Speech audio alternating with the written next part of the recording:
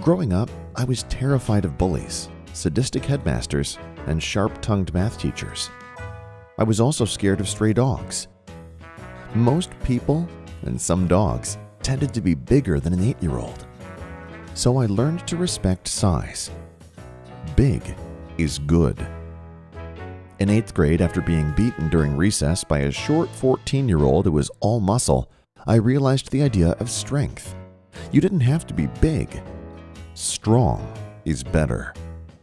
The next year, I discovered power. It was what I had when the now 15-year-old bully was desperate for my help with his essay writing. Big and strong were good, but power kicked ass.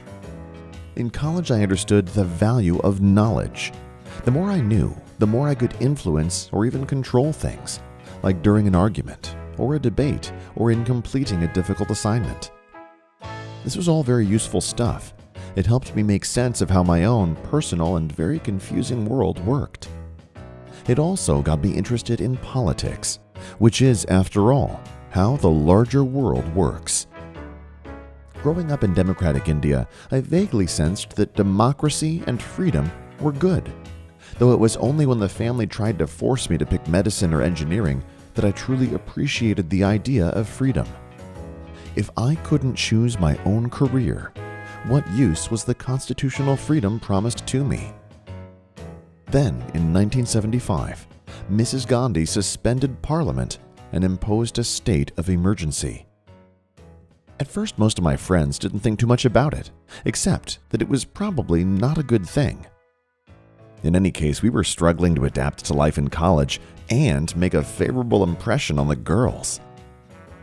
The middle classes, though, seemed to approve of Mrs. Gandhi's actions. They were fed up with the noisy and messy politics of India and were impatient with democracy itself. With the emergency, the trains and buses ran on time, corruption decreased, and lazy officials were publicly humiliated and fired.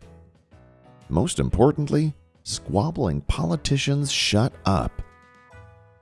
Slowly, though, word came of opposition politicians who were arrested in the wee hours, of student and trade union leaders who were hunted, even killed by the police, of newspapers that were banned, and academics and intellectuals fired from their jobs.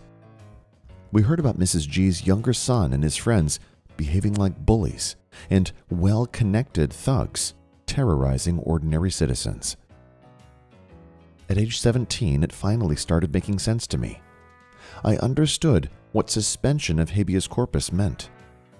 Without democracy and rule of law, the strong and the powerful now had complete immunity. If you were weak, meek, or unconnected, you were someone's lunch.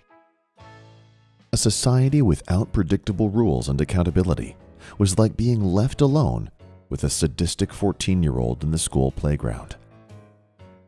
So here is my question for you.